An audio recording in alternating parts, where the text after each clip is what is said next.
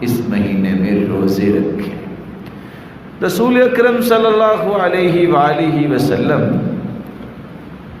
وہ فرمایا کرتے تھے کہ رمضان کے بعد سب سے افضل مہینہ جو روزوں کے اعتبار سے ہے وہ محرم کا مہینہ ہے، اور رمضان المبارک کتنا عظیم مہینہ ہے۔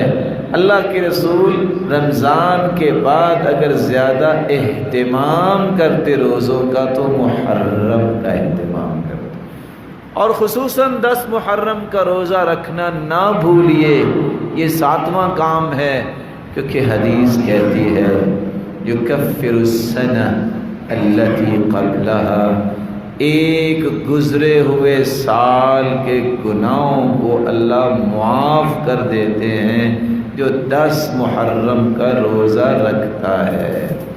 آپ نے یہاں پھر حکم دے دیا، آخری سال فرمایا ان عشت الی قابل لأصومن التاسع، اگر میں آئندہ سال زندہ رہا تو میں 9 محرم کا بھی روزہ رکھوں گا۔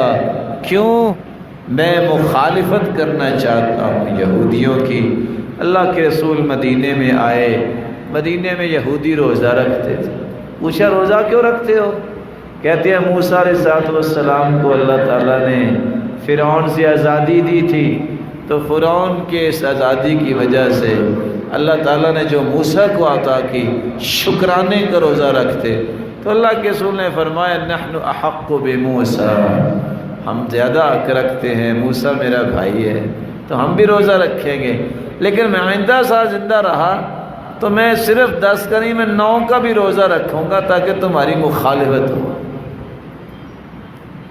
اس لیے 10 محرم کا روزہ رکھنا نہ بھولیے گا۔